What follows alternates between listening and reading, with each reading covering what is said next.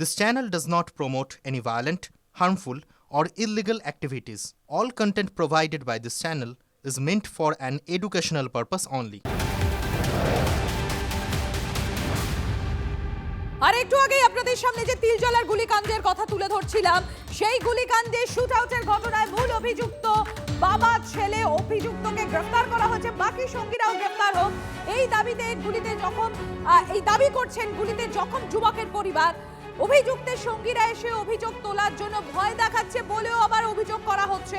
Bike নিয়ে এসে এলাকায় অস্ত্র নিয়ে হুমকি দিচ্ছে, আতঙ্কে রয়েছে গোটা পরিবার।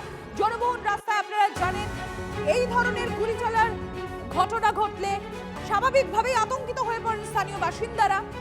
বাইরে থেকে এলাকায় দুষ্কৃতী ঢুকছে, তাণ্ডব চালাচ্ছে, এমন দাবি করছেন কাউন্সিলর। কি বলছেন শোনাই আপনাদের। সোমবার রাতে গুলিকাণ্ডে গ্রেপ্তার করা হলো মূল অভিযুক্ত এবং তার বাবাকে। আনোয়ার এবং সালমান দুজনকে ইতিমধ্যে পুলিশ গ্রেপ্তার করেছে। যদিও ঘটনায় জখম নিয়াজের অবস্থা খারাপ বলেই দাবি করছে তার পরিবারের সদস্যরা দাবি করেছেন নিয়াজের যেখানে গুলি লেগেছে সেখানে অত্যাধিক রক্তক্ষরণ হয়েছে, আর এই রক্তক্ষরণের জেরেই তার শারীরিক অবস্থা অত্যন্ত সংকটজনক বলেই দাবি করেছে তার পরিবারের সদস্যরা। আমি ঠিক যেখানে দাঁড়িয়ে আছি সেখানেই সোমবার সন্ধ্যায় নিয়াজকে ডেকে এনে গুলি চালিয়েছিল সালমান এবং আনোয়ার, এবং তারপরই তারা পালিয়ে যায়। পুলিশের খাতায় সালমান ও আনোয়ারের নামে অভিযোগ দায়ের হয়। পুলিশ অবশেষে আগ্নেয়াস্ত্র সহ তাদের গ্রেপ্তার করেছে, এবং যেখানে আমরা দাঁড়িয়ে আছি তার ঠিক বাঁদিকেই হচ্ছে স্টেশন রোড, যেটা সোজা চলে গেলে পার্ক সার্কাস স্টেশন, এবং ডান দিকে রয়েছে ন্যাশনাল মেডিকেল কলেজ। স্বাভাবিকভাবে জনবহুল রাস্তায় এভাবে ডেকে এনে গুলি করার ঘটনায় আতঙ্কিত সাধারণ মানুষও। ক্যামেরায় রজতের সঙ্গে শান্ত ভট্টাচার্য, TV9 বাংলা, কলকাতা। बहुत हम लोग रात में सब अपने अपने घर चले गए। बहुत से लड़का लोग ऊपर नीचे घूरा घूरी कर रहा था, क्योंकि लोग गुंडा बदमाश हम लोग कुछ भी कर सकता है। उन लोग घर में बम गोली मशीन चापर सब ले घूरा घूरी करता। अब मोहल्ला में झगड़ा होता है, लपड़ थप्पड़ दे दिया, एक थप्पड़ मार दिया, 2 थप्पड़ मार दिया, कोई बात नहीं है, चलो हो फिर अपना भाई एक हो जाएंगे। लेकिन गोली चला देना ये तो गलत बात है। हाँ, अरेस्ट तो होना चाहिए ना, अरेस्ट तो होना चाहिए।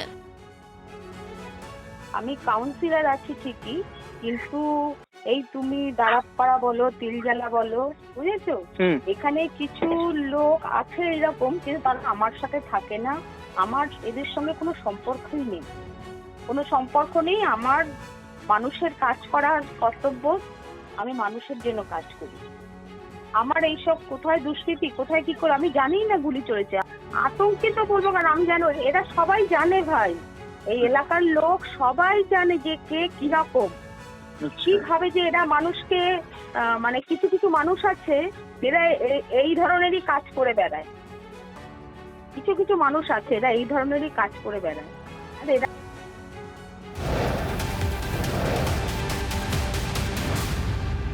একদিকে ভোটের আগে শুট আউট, অপরদিকে বিপুল পরিমাণে বোমা উদ্ধার হচ্ছে। ভোটের আগে ভাঙড়ে বিপুল পরিমাণে বোমা উদ্ধার।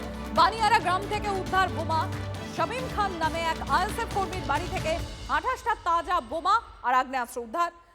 বিজয়গঞ্জ বাজার থানার উদ্বোধন, তার আগের রাতে বিপুল বোমা উদ্ধার। দুজনকে ইতিমধ্যে গ্রেফতার করেছে উত্তর কাশীপুর থানার পুলিশ।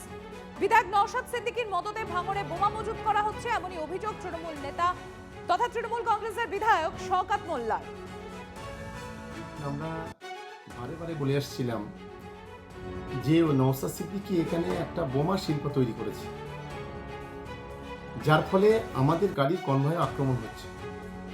আজকে আইএসএফ এর নেতা আরিফ বিল্লা ভোগালী 2 নম্বর অঞ্চলের বানিয়াড়া গ্রাম, তার বাড়ি থেকে 3 গ্রাম বোমা এবং বেশ কয়েকটি লং আর্মস মানে বন্দুক সেখান থেকে উদ্ধার করা হয়েছে। নওশাদ সিদ্দিকীর দেওয়া অর্থে আমরা বিভিন্ন সূত্র মারফত যে খবর পাচ্ছি, প্রত্যেকটা অঞ্চলে লক্ষ লক্ষ টাকা সেখানে দেওয়া হয়েছে, এবং সেই টাকা দিয়ে এই ধরনের বোমা বন্দুক মজুত করা হয়। জানি না, দেখছি 3টে বোমার আর কি 3টে ড্রাম রাখা আছে, এসে দেখলাম। আর এত পুলিশ দুজনকে গ্রেপ্তার করেছে, তারা যাদেরকে গ্রেপ্তার করেছে তাদের কারা চিনেন? তাদের একটা বোনের ছিল, ওইটাই। কি নাম তার? স্বামী। ও কি করে? দোকানে পড়ে, দোকানে কাজ করে। কোনো পার্টি টাটি করে? না, ও কোনো পার্টি করতে যায় না, আমি জানি না। ওর ভাই একটা যায় জানি, ও যায় না। ওর ভাই কি পার্টি করে? ভাই জানে। আইএসএফ?